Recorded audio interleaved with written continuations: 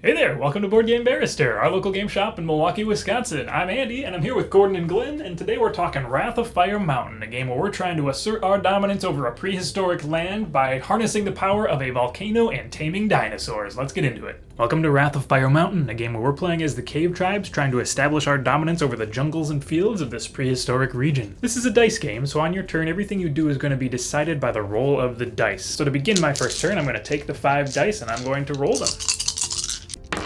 Now each face that I see on my roll of those dice will do different things for me, but before I do those things, I get 2 rerolls, which means I can save any of those dice that I want to, and I can re-roll the rest. The hut and the cave faces are the only way to put your cave people and dinosaurs onto the board, so you're going to need some of those at some point. Being on this hut has put me right next to this section of jungles, so I'm going to use my move face that I rolled to make one single move with any cave person or dinosaur on the board, and I will move this cave person 1 spot, and I now have dominance over these 3 jungle tiles. Next thing we saw was eggs. For each egg you roll on your turn, you will add 1 cave person from your supply over here to the egg space on the dinosaur board, and you can see here that a dinosaur card has an egg cost down at the bottom.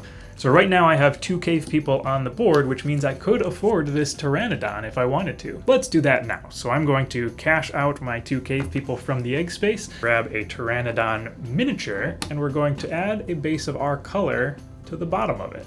When we acquire dinosaurs, they go right into our supply alongside with our cave people. And now seems like a great time to talk about what those dinosaurs do. The pteranodon is a flyer, so when you use the move action from a die on a pteranodon, it can move to any field or jungle spot on the entire board. Brontosaurus costs 3 eggs, but it counts as 3 pieces when you're counting for majority in those regions of jungles and grass. The Triceratops are scary, and that means that they scare any cave people in the same regions as them, which means the cave people don't score at all when you're counting for majority in a region of grass or jungle. And of course, the Tyrannosaurus is hungry. It costs 4 eggs to bring into your supply, but once it's wandering around, every time it enters a new grass or jungle tile, it can eat a cave person in that spot and remove them from the board back to that player's supply. For every volcano face you keep at the end of your rolls, you must place one of your cave people out here on the volcano tile. Just putting cave people out on the volcano doesn't do anything right away, but at the end of your turn, you're going to check for 2 things where the volcano makes all the difference. And now, since we've resolved all 5 of our dice, we're going to move right to the end of your turn, where the first thing you're going to do is check for tremors. To check for tremors, you're going to look at all the cave people out on the volcano, and you're going to see if you are the player with the most cave people, or if you're tied for most. Since we are at the moment, it's just us, that means we get to tremor if we want to. And tremoring means you are going to move the actual tiles of the game board. To do that, you're going to take the volcano tile and you're going to slide it once in any direction you want to. So for instance, we could tremor in this direction, moving the volcano that way,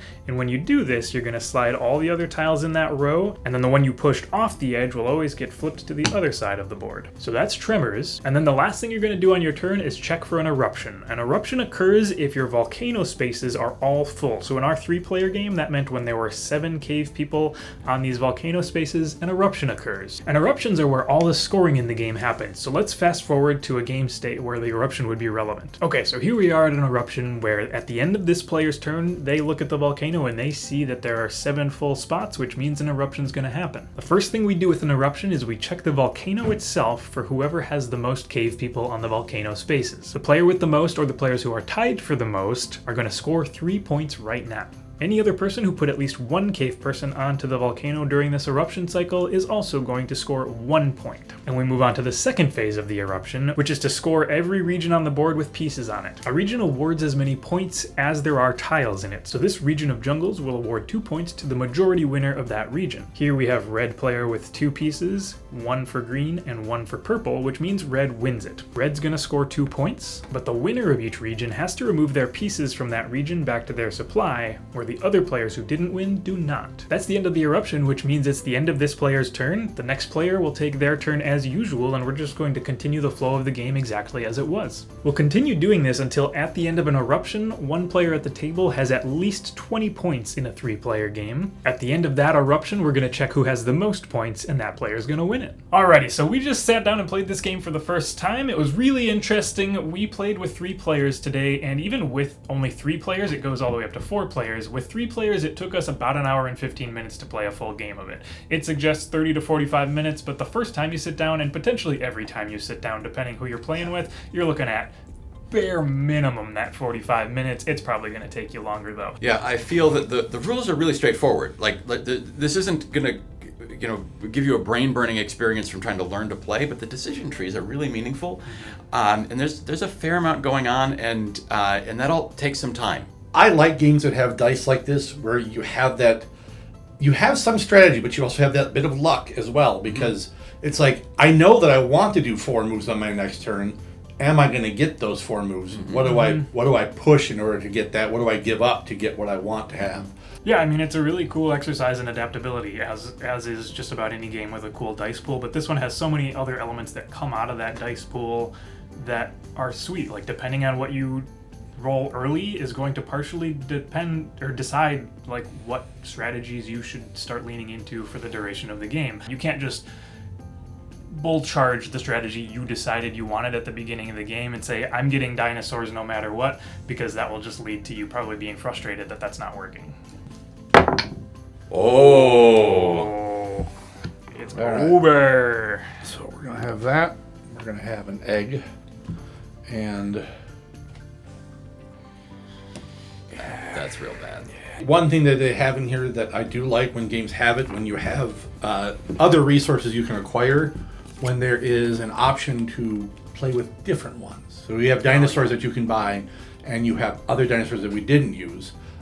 So the fact that you can swap them out, because you might say, you know what, I really didn't like the way the Brontosaurus worked. We thought maybe it was too powerful, or maybe we felt that the Triceratops wasn't good enough. And then you can swap that out and say, let's give that Stegosaurus a try because of the effects it has with the volcano, or let's try the Plesiosaurus so we can do something with these lagoons. So having those options, I think, leads to more replayability, as well as giving you options where if there's one thing you don't like, you can try something else and see if you like that better. The table presence for this game is amazing. It's so cool. These tiles are bigger than I would ever expect a game to have tiles, and it's partially because you're going to be crowding it with a bunch of different cave people and dinosaurs and stuff like that, so we actually used that space. Having these enormous tiles on the table full of cool-looking cave people figurines, they did 2 different cave people figurines to give the board a little bit more depth and dimension, and then just having dinosaurs. So cool. Having dinosaurs with your color rings around their bases when you tame them and hatch them, it has just a really great effect to feel like those are my dinosaurs. That's so cool. And the volcano. Look, the volcano is erupting. It's so cool, right? And it's also a nice handle for moving it around, but that's very nice. So Wrath of Fire Mountain is a directly competitive game. Like, you are directly interacting with the other people, and you're trying to, as we say, territory control, have more of your people in a spot than they have their people in a spot. That is a certain type of game and appeals to a certain type of player and doesn't appeal to other types of players. But this is a medium length, directly competitive game with a lot of dice rolling, so it means that you've got a lot of randomness that's happening. Those are things to keep in mind when you're deciding whether this is a fit for you. I feel that those folks who like Risk, where you're doing a lot of die rolling to control territory, that is happening. What you don't have is being able to destroy the other person through your dice roll. You can eat them if you have a T-Rex, but there's no randomness in that. Like, you are deciding to move the T-Rex to do that. Yeah, the volcano is probably my favorite thing in the game, because of the territory control. It's like, you have more guys than me. You know what? I'll just shift the whole board, and now you don't have more guys than me there because I pushed 2 of your guys off into a 1-point field. So now I have this 2-point field all to myself. Yep. So we played with the full starting setup today, everything it suggested in the rulebook for your first time playing, which meant that it was a preset board with the regions kind of preset for us. They were going to change, obviously, to the volcano throughout the game, but that's how it suggested we get started. And then, very notably, we started with the 4 dinosaurs it suggests you start with, which is the Pteranodon, the Brontosaurus, the Triceratops, and the Tyrannosaurus Rex.